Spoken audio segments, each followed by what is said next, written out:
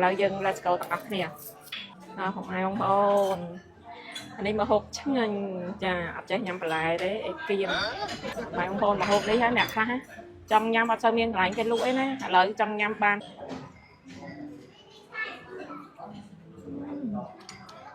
ជាតហើយ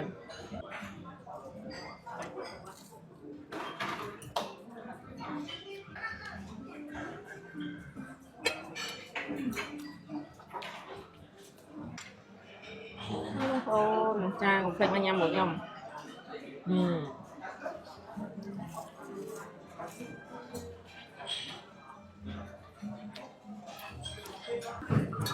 បងបងស្អី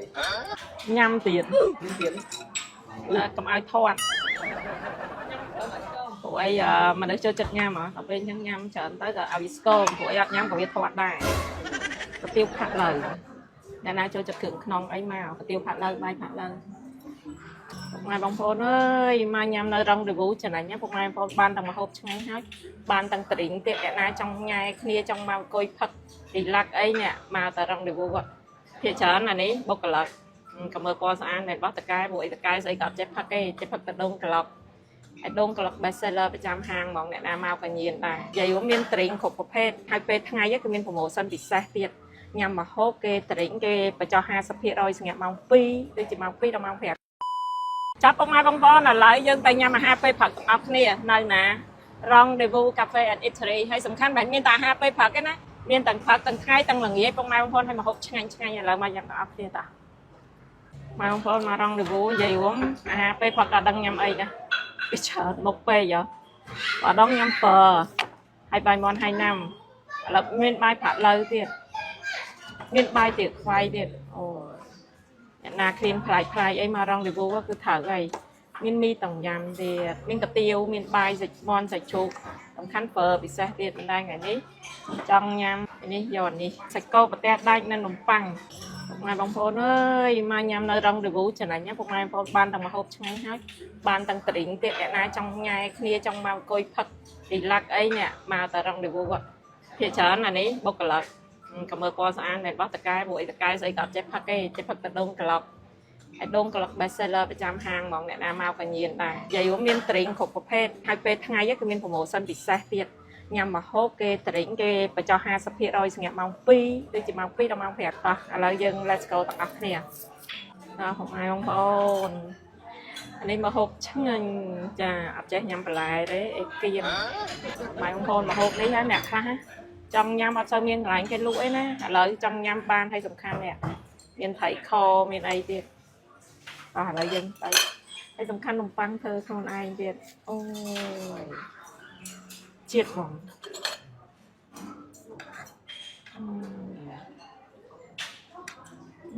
ណា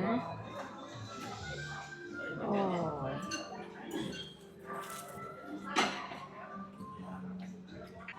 បងប្អូនអើយស្អីក៏ជាតិដែរមក Rendezvous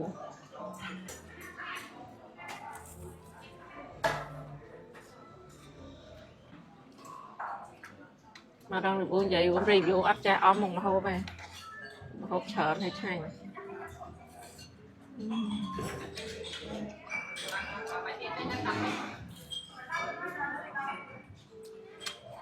ម៉ែបងប្អូនឲ្យសំខាន់នេះមានត្រីខទៀតអូយើងថាជាតិគ្រប់មុខសាច់គោឲ្យត្រីខឲ្យពងនេះ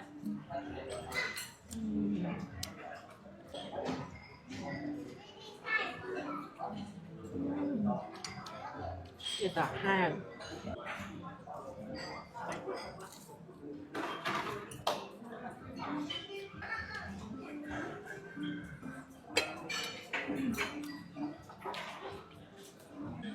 មក Rendezvous របស់ថ្មីស្រស់ហើយសំខាន់គេច្រើនធ្វើខ្លួនឯងទៀតដូចនំប៉័ង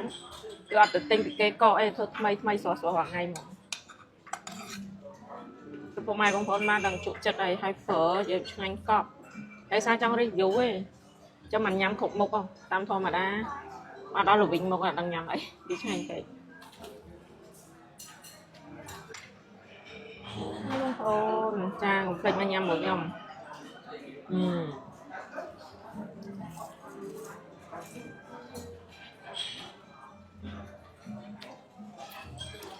ចង់និយាយថាមក Rendezvous កុំភ្លេច ពេលថ្ងៃមកហូបពេលថ្ងៃក៏មានពេលផឹកក៏មានពេលថ្ងៃសម្រាប់នឹងអ្នកក៏មានហើយល្ងាចឡើងសម្រាប់មកជុំគ្រួសារក៏មានហើយសំខាន់មានដងត្រឡប់ទៀតនិយាយថាបានញ៉ាំទៅជីវិតស្រស់ស្រាយណាស់កុំភ្លេចមកជាកាត់60ម៉ែត្រកុំភ្លេចមកញ៉ាំរងដេវូហើយមកញ៉ាំតរិញផង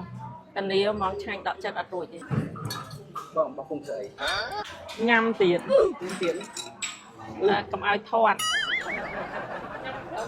ព្រោះអីមនុស្សចូលចិត្តញ៉ាំហ៎ដល់ពេលអញ្ចឹងញ៉ាំច្រើនទៅក៏ឲ្យវាស្គមព្រោះអីអត់ញ៉ាំក៏វាធាត់ដែរហើយជ្រូកម្ទេសហើយជ្រូកម្ទេសនៅរងដេវូឆ្ងាញ់ណាស់ណាបងប្អូនមកអាហារពេលព្រឹកមករងដេវូមកស្អីក៏មានដែរកាទៀវក៏មានបាយក៏មានអានេះកាទៀវផាក់ឡើយសុខជាតិណាពុកម៉ែបងប្អូនមានកាទៀវមានមីគៀវក្រាមសក់មីក្រាមសក់កាទៀវបាយអីមានគ្រប់ឥឡូវយើងដល់វគ្គទៀតញ៉ាំទៀតអើយកាទៀវផាក់ឡើយអ្នកណាចូលចិត្តគ្រឿងក្នុងអីមកកាទៀវផាក់ឡើយបាយផាក់ឡើយ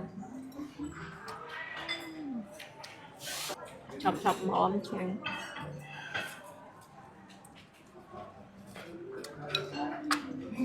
ជាតិហ្មងបងប្អូនណាអត់ទេហ่ะ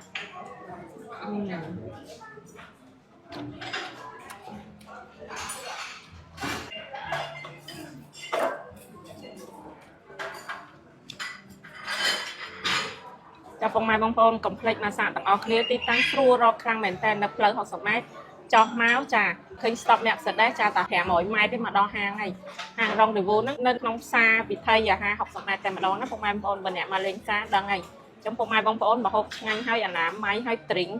កប់សេរីទៀតចឹងកុំភ្លេចមកពួកទាំងអស់គ្នាបើតាំងពីព្រលឹមម៉ោង6កន្លះដល់ម៉ោង9ណាពុកម៉ែបងប្អូនចឹងមកសាកទាំងអស់គ្នាមកហូបតាំងពីព្រលឹមទៅព្រលប់គឺឆ្ងាញ់ទាំងអស់តែពុកម៉ែបងប្អូនអញ្ចឹងនិយាយរួមខ្ញុំទៅណាអត់ភ្លេចទេព្រោះថ្ងៃនេះទៅវត្តនាងខ្មែរអញ្ចឹងចាដាក់ស្រាយហើយតែអញ្ចឹងអត់មានកម្លាំងណាពុកម៉ែបងប្អូនហើយជីវ៉ាប៉ារីញ៉ាំក្រោយបាយក៏បានមុនបាយក៏បានដែរដូចឃើញមកហូបអញ្ចឹងគឺខ្វះកមកហូបអាហារផលជីវ៉ាប៉ារីគឺដឹងតែដាក់ប៉ុន្តែគាត់ថាញ៉ាំពេលណាក៏បានដែរអញ្ចឹងញ៉ាំមកហូបមុនពុកម៉ែបងប្អូនណាហើយញ៉ាំមួយថ្ងៃ4គ្រាប់ច្រាំអ្នកជំនាញគាត់ថាពេលព្រឹកវាវីតាមីនដល់ជាងពេលយកទៀតខ្ញុំមួយថ្ងៃ4គ្រាប់ហ្មងហើយអ្នកខ្លះគាត់គិតថា